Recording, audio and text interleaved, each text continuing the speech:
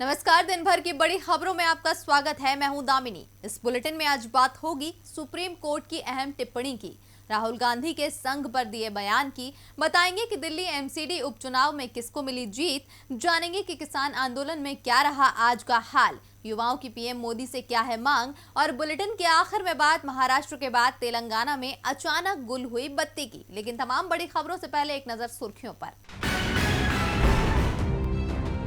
BJP में शामिल हो सकते हैं बीसीसीआई अध्यक्ष सौरभ गांगुली। 7 मार्च को कोलकाता के ब्रिगेड मैदान में पीएम की रैली के दौरान हो सकते हैं बीजेपी में शामिल। बीजेपी सौरभ पर खेल सकती है बड़ा दांव। बीजेपी के प्रवक्ता बोले, सौरभ यदि बीजेपी में आते हैं तो उनका स्वागत है। पश्चिम बंगाल विधानसभा चुनावों को लेकर प्रशांत किशोर का बड़ा दावा, बीजेपी बंगाल में सत्ता में पहुंची या 100 से ज्यादा सीटें लाई तो चुनाव रणनीतिकार का काम छोड़ दूंगा। विधानसभा चुनावों में टीएमसी की जीत तय। तमिलनाडु में सीट बंटवारे पर कांग्रेस और डीएमके के बीच अभी तक नहीं बनी सहमति। तमिलनाडु कांग्रेस प्रभारी दिनेश गुंडू राव ने की मांग, गठबंधन में कांग्रेस को मिले सम्मानजनक सीटें। अब देश में 24 घंटे होगा टीकाकरण, केंद्र सरकार का ऐलान, सभी सरकारी या निजी अस्पताल में लगवाया जा सकेगा टीका। देश में टीकाकरण की रफ्तार को तेज करने की कोशिश। शेयर बाजार में रही जबरदस्त तेजी, सेंसेक्स 148 अंकों की तेजी के साथ 51,445 अंक पर पहुंचा। निफ्टी 326 अंक की तेजी के साथ 15,246 अंक पर हुआ बंद। सुर्खियों के बाद बात आज की बड़ी खबर की। सरकार की नीतियों पर अपनी राय रखना, उसका विरोध करना और शांतिपूर्ण प्रदर्शन करना, ये सब किसी भी नागरिक का अधिकार है। लेकिन आज के हालात में कब इन प्रदर्शन को देश के खिलाफ मान लिया जाएगा, ये कोई नहीं जानता, क्योंकि आजकल देश विरोधी मामले दर्ज करने का चलन बढ़ गया है। इसे लेकर सुप्रीम कोर्ट ने आज अहम टिप्पणी की है। तो क्या कहा है सुप्रीम कोर्ट ने, देखिए ये रिपोर्ट। देश में हुकूमत के खिलाफ आवाज उठाने का अधिकार आवाम को है। देश का संविधान यही कहता है कि अपने हक के लिए सरकार की मुखालफत की जा सकती है, लेकिन मोदी सरकार शायद नियमों से परे चलती है। यही वजह है कि जब भी कोई सरकार के खिलाफ बोलता है तो सरकार उसे देश के खिलाफ मान लेती है। बीजेपी के नेता तो तुरंत ही राष्ट्रवाद का झंडा तक बुलंद कर देते हैं। सरकार के इसी रवैये को लेकर आज सुप्रीम कोर्ट ने बड़ा फैसला सुनाया है। कोर्ट ने कहा कि सरकार की राय से अलग और विरुद्ध राय रखने वाले विचारों की अभिव्यक्ति को देश के खिलाफ नहीं कहा जा सकता। दरअसल सुप्रीम कोर्ट ने ये फैसला सुनाकर नेशनल कॉन्फ्रेंस के अध्यक्ष को बड़ी राहत दी है। कोर्ट ने कहा कि सरकार की राय से अलग राय रखना भी अधिकारों के तहत आता है। दरअसल फारूक के एक बयान के खिलाफ एक याचिका दाखिल की गई थी। इस याचिका में मांग की गई थी कि फारूक के बयान को देखते हुए उन पर मामला दर्ज किया जाए। याचिकाकर्ता का आरोप है कि अब्दुल्ला ने चीन से मदद लेने की बात कही थी। इस आरोप को नेशनल कॉन्फ्रेंस ने खारिज कर दिया था।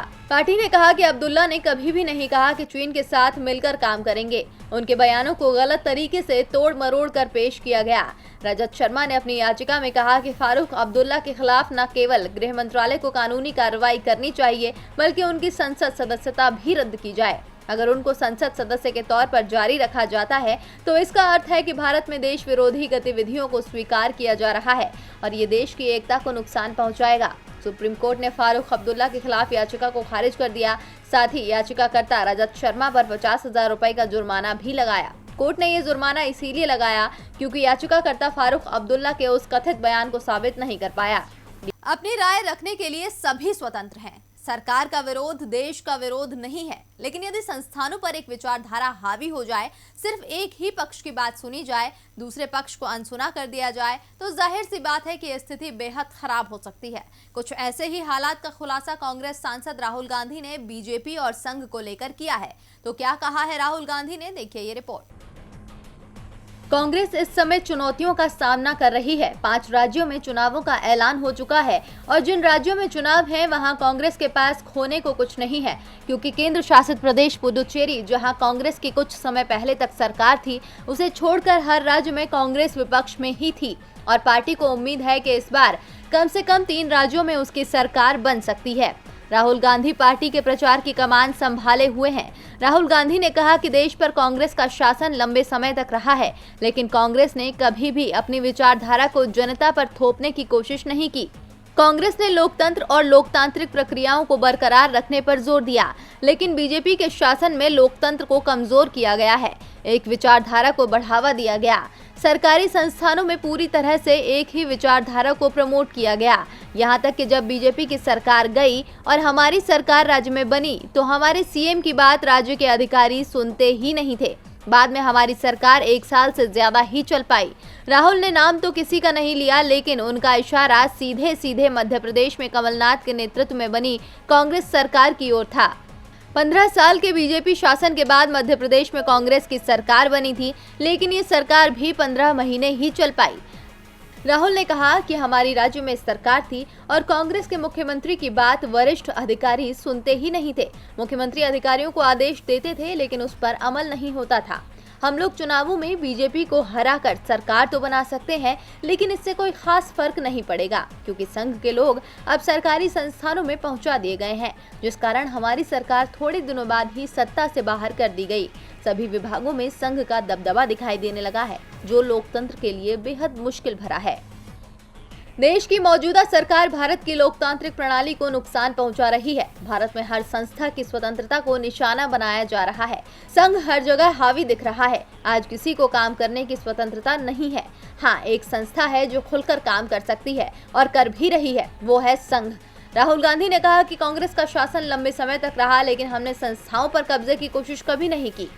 राहुल गांधी ने एक घटना को याद करते हुए कहा कि मिस्र में जब होस्नी मुबारक 97% वोटों के साथ जीते तो मुझे बड़ा आश्चर्य हुआ। मैं विश्वास नहीं कर पा रहा था कि किसी को इतना समर्थन कैसे मिल सकता है, लेकिन जल्दी ही इस सच्चाई का पता चल गया। कुछ वर्षों बाद मुझे एक कार्यक्रम में भाग लेने के लिए मिस्र बुलाया गया। वहाँ मेरे बगल वाली कुर्सी पर एक जज बैठे थे। मुझे अटपटा लगा, लेकिन ये समझ गया कि मिस्र में सभी संस्थाओं पर एक ही पार्टी और विचारधारा का कब्जा था, और ये ही होस्नी मुबारक की जीत का राज है। और कुछ ऐसा ही भारत में करने की कोशिश ये सरकार कर रही है। राहुल गांधी का दावा है कि जिस राज्य में बीजेपी की सरकार लंबे वक्त रही, वहां पर यदि विरोधी पार्टी कभी सरकार बना लेती है तो उसके लिए सरकार चलाना बेहद मुश्किल होता है। एमपी में कांग्रेस ये देख चुकी है, लेकिन जहां बीजेपी की सरकार लंबे समय से ना हो वहां क्या होता है ये हमने आज दिल्ली में देखा। दिल्ली में निगम की 5 सीटों के लिए उपचुनाव था और इसमें से बीजेपी को 0 मिला, तो किसे मिली कितनी सीटें, देखिए ये रिपोर्ट। दिल्ली एमसीडी उपचुनाव को 2022 में होने वाले चुनाव का सेमीफाइनल माना जा रहा था, जिसमें जीतकर सभी दल फाइनल की रेस में आगे निकलना चाहते थे। लेकिन इस रेस में आम आदमी पार्टी इस कदर आगे निकली कि बीजेपी का सूपड़ा ही साफ हो गया। दशकों से दिल्ली एमसीडी पर कब्जा करने वाली बीजेपी 5 में से 1 सीट भी हासिल नहीं कर पाई। दिल्ली की सत्तारूढ़ आम आदमी पार्टी ने शानदार प्रदर्शन करते हुए 5 में से 4 वार्ड में जीत दर्ज की है, जबकि 1 सीट कांग्रेस के खाते में गई। इस चुनाव में बीजेपी का खाता भी नहीं खुला है। सीटों के लिहाज से देखें तो शालीमार बाग वार्ड से आप उम्मीदवार सुनीता मिश्रा ने 2705 वोट से जीत दर्ज की है। उन्हें कुल 9764 वोट मिले, जबकि बीजेपी उम्मीदवार सुरभि जाजू को 7059 वोट मिले। त्रिलोकपुरी वार्ड से आप उम्मीदवार विजय कुमार ने 4986 वोट से जीत दर्ज की। उन्हें 12845 वोट मिले, जबकि बीजेपी उम्मीदवार ओम प्रकाश को 7859 वोट मिले। कल्याणपुरी में आप उम्मीदवार धीरेन्द्र कुमार ने 7043 वोट से जीत दर्ज की। उन्हें कुल 14302 वोट मिले, जबकि बीजेपी उम्मीदवार सियाराम को 7259 वोट मिले। इसके साथ ही रोहिणी सी से भी आप प्रत्याशी ने जीत दर्ज की। चौहान बांगर वार्ड से कांग्रेस उम्मीदवार जुबेर अहमद ने 10,642 वोट से जीत दर्ज की है। उन्हें 16,203 वोट मिले। कुल मिलाकर आम आदमी पार्टी ने बीजेपी के अरमानों पर पानी फेर दिया है। इस जीत के बाद आप कार्यकर्ताओं ने जश्न मनाना शुरू कर दिया है। कार्यकर्ताओं ने नारे लगाए, हो गया काम, जय श्री राम। वहीं आपकी इस जीत पर डिप्टी सीएम मनीष सिसोदिया ने कहा कि एमसीडी उपचुनाव में 5 में से 4 सीटें जीतने पर आम आदमी पार्टी कार्यकर्ताओं को बधाई। बीजेपी के शासन से दिल्ली की जनता अब दुखी हो चुकी है। अगले साल होने वाले एमसीडी चुनाव में जनता अरविंद केजरीवाल जी की ईमानदार और काम करने वाली राजनीति को लेकर आएगी। इस जीत से सिसोदिया इस कदर खुश हुए कि अगले साल जीत का दावा ठोक दिया। खैर, ये तो आने वाला वक्त ही बताएगा कि एमसीडी चुनाव में किसका डंका बजेगा, लेकिन फिलहाल इन नतीजों ने बीजेपी की चिंता को बढ़ा दिया है। दिल्ली में बीजेपी को सभी सीटों पर हार मिली। अब पार्टी मंथन करने की बात कर रही है। रणनीति पर बदलाव का विचार भी हो रहा है। रणनीति किसान भी बदल रहे हैं। किसानों के आंदोलन को 100 दिन होने को है, लेकिन किसानों की मांग पूरी होती नहीं दिख रही है। इसीलिए किसानों ने सरकार का हर स्तर पर विरोध करने का ऐलान कर दिया है। तो क्या है किसानों की रणनीति, देखिए ये रिपोर्ट। कृषि कानून पर अब सरकार और किसानों के बीच बातचीत भी बंद है। किसानों के आंदोलन को 100 दिन होने को है और पिछले 40 दिनों से सरकार और किसानों के बीच बातचीत भी नहीं हुई है। सरकार का इशारा साफ है कि हमें आपके आंदोलन की चिंता नहीं है, लेकिन किसानों ने भी साफ कर दिया कि वो सरकार को हर कदम पर चिंता में डालेंगे। किसान संगठनों ने कहा है कि 5 राज्यों में जहां जहां भी बीजेपी मजबूत होगी, वहां किसान संगठन बीजेपी के खिलाफ प्रचार करेंगे। वो लोगों से अपील करेंगे कि बीजेपी को वोट न दिया जाए, क्योंकि बीजेपी जब हारेगी तभी किसानों की बात सुनेगी। इसके साथ किसान संगठनों ने साफ कर दिया है कि वो पश्चिम बंगाल में बीजेपी के खिलाफ प्रचार करेंगे। वो हर उस राज्य में जाएंगे जहां बीजेपी का आधार हो।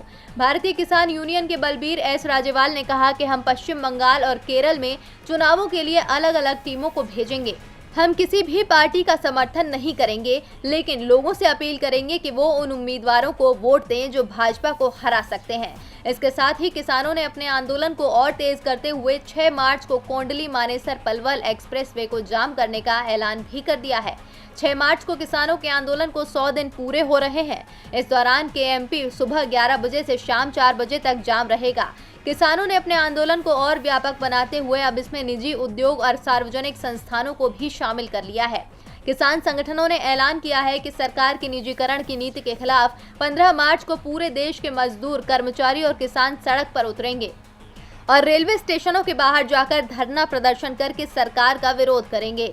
हरियाणा से आने वाले 3 केंद्रीय मंत्रियों को उनके गांव में घुसने नहीं दिया जाएगा। 5 मार्च को कर्नाटक से एमएसपी दिलाओ आंदोलन शुरू किया जाएगा, जबकि 8 मार्च को अंतर्राष्ट्रीय महिला दिवस के अवसर पर भी प्रदर्शन किया जाएगा।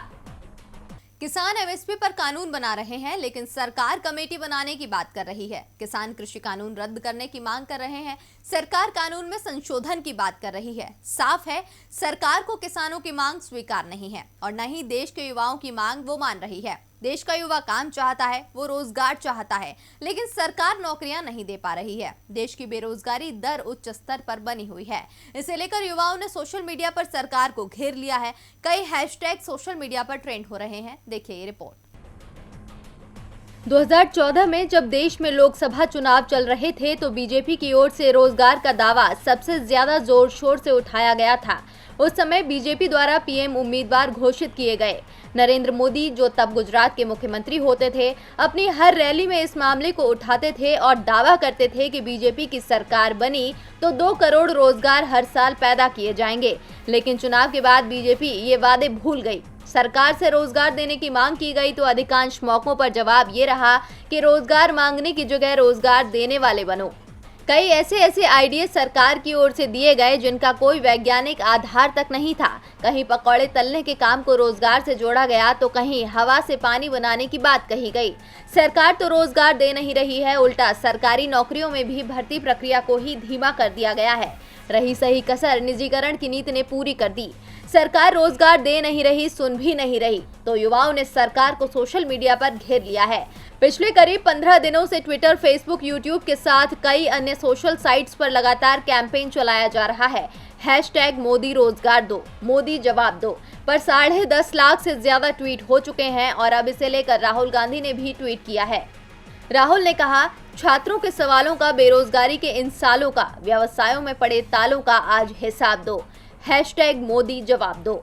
भारत में हर साल 2 करोड़ नए रोजगार की जरूरत पड़ती है जो देश की बढ़ती हुई आबादी को काम दे सकें। केंद्र सरकार के श्रम मंत्रालय ने हाल ही में रोजगार को लेकर जो आंकड़े जारी किए हैं, उनके मुताबिक साल 2014 में 4,93,000 नौकरियां पैदा की गई थीं। साल 2015 में महज 1,35,000 नौकरियां पैदा की गईं, जो पिछले 7 सालों में सबसे कम थी। साल 2016 में नौकरियों का आंकड़ा थोड़ा सुधरा और 2,31,000 लोगों को नौकरी मिली। साल 2017 के बाद सरकार के श्रम मंत्रालय ने नौकरियों को लेकर आंकड़ा जारी करना बंद कर दिया, यानी 2016 के बाद से नौकरियों को लेकर कोई आंकड़ा अब तक जारी नहीं किया गया है। नौकरी.com के जॉब स्पीक इंडेक्स के मुताबिक 2017 में नई नौकरियों में 10% की कमी आई थी।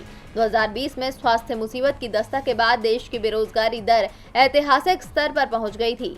मई 2020 में हुए एक सर्वे के अनुसार देश में बेरोजगारी दर 24.3% तक पहुंच गई थी। बाद में इसमें थोड़ा सुधार तो हुआ, लेकिन मोदी सरकार के दूसरे कार्यकाल में बेरोजगारी दर अभी भी उच्च स्तर पर बनी हुई है, जिसके बाद लोग मोदी सरकार से जवाब मांग रहे हैं कि उनके रोजगार देने के वादे का क्या हुआ। युवा परेशान है, उसे काम नहीं मिल रहा और स्वास्थ्य मुसीबत के दौर में तो ये परेशानी कुछ ज्यादा ही बढ़ गई है। वैसे परेशानी तो कर्नाटक के सीएम येदियुरप्पा की भी बढ़ी हुई है, क्योंकि इस बार जब से वो सीएम बने हैं तब से ही उनकी मुश्किलें बढ़ी हुई हैं। पार्टी के अंदर ही येदियुरप्पा को चुनौतियां मिल रही हैं और अब उनकी पार्टी के एक विधायक का टेप वायरल हो रहा है, जिसके बाद विपक्ष येदियुरप्पा से इस्तीफा मांग रहा है। तो क्या है इस टेप में, देखिए ये रिपोर्ट। कर्नाटक के बीजेपी विधायक और राज्य के जल संसाधन मंत्री रमेश जारकीहोली का एक टेप इन दिनों जमकर वायरल हो रहा है और इस टेप के कारण जारकीहोली तो मुश्किल में फंस ही गए हैं, उन्होंने सीएम येदियुरप्पा को भी मुश्किलों में डाल दिया है। जारकीहोली ने तो सीएम येदियुरप्पा को मंत्री पद से अपना इस्तीफा सौंप दिया है, लेकिन विपक्ष पूछ रहा है कि येदियुरप्पा इस्तीफा कब देंगे। दरअसल इस टेप की पूरी कहानी एक महिला और मंत्री के इर्द गिर्द घूम रही है। टेप में जो महिला मौजूद है वो नौकरी पाना चाहती थी, लेकिन नौकरी की चाहत में आई महिला का रमेश ने फायदा उठाया। अब महिला और मंत्री की बातचीत का एक टेप वायरल हो रहा है। टेप इस कदर वायरल हुआ कि कर्नाटक में कई टीवी चैनलों ने इस क्लिप को दिन रात चलाना शुरू कर दिया। इस क्लिप में मंत्री एक महिला से बात करते हुए दिखाई दे रहे हैं। दावा किया जा रहा है कि आवाज येदियुरप्पा सरकार में मंत्री रमेश जारकीहोली की है, जिसमें वो कह रहे हैं कि कांग्रेस नेता और पूर्व सीएम सिद्धारमैया काफी अच्छे आदमी हैं, वो ईमानदार हैं, लेकिन इस समय जो सीएम है येदियुरप्पा, उन पर गड़बड़ियों के बहुत आरोप हैं। टेप में महिला की भी आवाज है, जो रमेश से पूछती हैं कि आप हमेशा दिल्ली जाते हो, आप मुख्यमंत्री बनोगे? तो रमेश जवाब देते हैं कि प्रहलाद जोशी मुख्यमंत्री बनेंगे। रमेश की इन्हीं बातों की वजह से मुख्यमंत्री बीएस येदियुरप्पा और भारतीय जनता पार्टी को भी असहज स्थिति का सामना करना पड़ रहा है। वहीं टेप सामने आने के बाद प्रदेश कांग्रेस प्रमुख डीके शिवकुमार ने येदियुरप्पा को घेरा है। शिवकुमार का कहना है कि रमेश ने येदियुरप्पा पर जो भी आरोप लगाए हैं उनका जवाब खुद मुख्यमंत्री को देना चाहिए। दूसरी ओर रमेश ने सफाई देते हुए कहा कि मैं सकते में हूं कि ये वीडियो 100% फर्जी है। मैं मांग करता हूं कि टेप की जांच कराई जाए। खैर, टेप की जांच तो होगी ही, लेकिन अभी तो रमेश जारकीहोली को मंत्री पद से इस्तीफा देना पड़ा है। आपको बता दें कि गुरुवार से राज्य का बजट सत्र शुरू हो रहा है और बजट सत्र से पहले विपक्षी कांग्रेस के हाथ सरकार को घेरने का बड़ा मुद्दा लग गया है, जिससे बीएस येदियुरप्पा नीत भाजपा सरकार को सदन में काफी शर्मिंदगी उठानी पड़ सकती है। रमेश जारकीहोली पहले कांग्रेस विधायक थे, लेकिन जब बीजेपी ने कर्नाटक में ऑपरेशन लोटस चलाया तो रमेश जारकीहोली विधायक पद से इस्तीफा देकर बीजेपी में आ गए, जिस कारण राज्य में बीजेपी की सरकार भी बन गई। लेकिन अब रमेश के बयानों से लगता है कि उन्हें कांग्रेस छोड़ने का अफसोस हो रहा है। और बुलेटिन के आखिर में बात तेलंगाना में बत्ती गुल करने की कोशिश की। अभी कुछ दिनों पहले मुंबई में अचानक बिजली ठप हो गई थी, जिससे लोगों को भारी परेशानी हुई। बाद में बिजली की आपूर्ति शुरू हो गई। इसके बाद तेलंगाना में भी कुछ ऐसा करने की कोशिश की गई है, जिसके बाद सवाल खड़े हुए हैं कि कौन है जो भारत में बिजली व्यवस्था में सेंध लगाने की कोशिश कर रहा है। देखिए ये रिपोर्ट। 12 अक्टूबर 2020 को देश की आर्थिक राजधानी मुंबई पूरी तरह से रुक सी गई थी। मुंबई की लाइफलाइन की रफ्तार यानी लोकल ट्रेन्स थम गई थी। हर तरफ अंधेरा ही अंधेरा था। किसी को भी समझ नहीं आया कि जो माया नगरी रोशनी से जगमगाती है वो अचानक अंधेरे में कैसे डूब गई। इन सवालों का जवाब तलाशने के लिए काफी जांच पड़ताल की गई। लंबे समय के बाद एक रिपोर्ट ने साफ किया कि माया नगरी की बत्ती गुल करने में और किसी की नहीं बल्कि चीन की चाल है। अब मुंबई की तरह तेलंगाना में भी बत्ती गुल करने की कोशिश की गई, लेकिन computer emergency response team of India के अलर्ट की वजह से ऐसा नहीं हो सका। जानकारी के मुताबिक चीन के जरिए Telangana state load dispatch centre, TS Transco, TS Genco power system और कुछ अन्य सेंटर्स को ठप करने की प्लानिंग की गई थी। मीडिया रिपोर्ट्स के मुताबिक चीन डेटा चोरी की कोशिश भी कर रहा था, लेकिन गेनको ने आईपी एड्रेस को ब्लॉक कर दिया और दूरस्थ जगहों से काम कर रहे अफसरों और पावर ग्रिड के यूजर डेटा को बदल दिया है। रिपोर्ट्स के मुताबिक मई 2020 के बाद से ही चीन लगातार भारत के कई ऐसे सेंटर्स को निशाना बनाने की ताक में है। सीमा विवाद के बाद बिजली केंद्रों को चीन अपने कंट्रोल में लेना चाहते हैं। बताया जा रहा है कि 2020 के बाद से अब तक कम से कम 12 संगठनों, प्रारंभिक बिजली केंद्रों और लोड डिस्पैच सेंटर्स के कंप्यूटर्स को चीनी ग्रुप की ओर से निशाना बनाने की कोशिश की गई है। ये रिपोर्ट साफ तौर पर बयां करती है कि चीन से समझौता करके भी कुछ हासिल नहीं हुआ है। और दिन भर की बड़ी खबरों में मेरे साथ इतना ही। देखते रहिए डीबी लाइव। नमस्कार।